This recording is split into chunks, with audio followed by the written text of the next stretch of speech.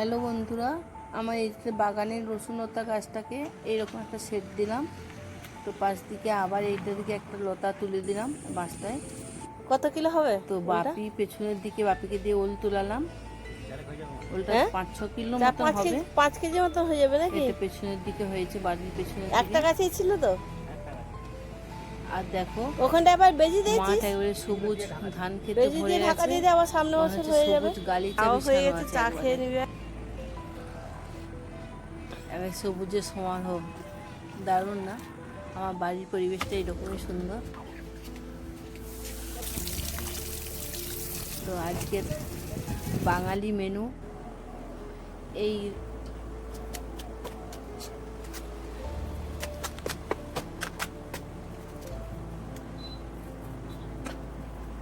ওলটা মোটামুটি কাটাই যাচ্ছিল না ছুরিতে, তো বটির সাহায্যে কাটলাম এবং আজকে একটু ওল ভর্তা করে নেবো।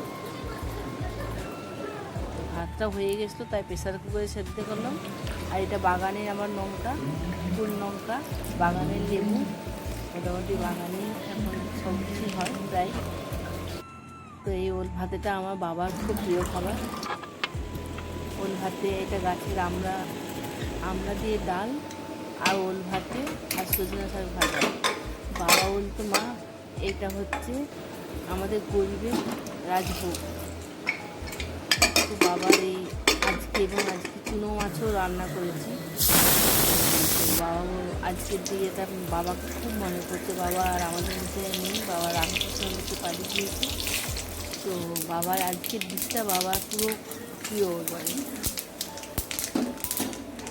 তো হয় না, যখন রান্না করি বাবা কি মায়ের যেগুলো, আর আমাদের মধ্যে যারা নেই বাবা মা, খুব খুব মনে পড়ে। আজকে তো খুব মনে পড়ছিল, আজকে বাবা খুব মিস করছিলাম।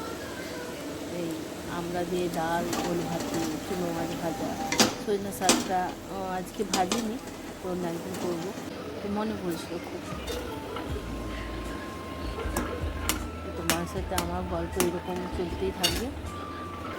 তোমাকে আমার এরকম রান্নাবান্না, আমার বাগান, আমার সাথে তোমাদের কাজ যতটা ভালো লাগে এইসব জিনিস দেখতে আমাকে কমেন্টে জানিও। আরও কিছু তোমরা রান্না দেখতে চাও সেটাও আমাকে জানিও।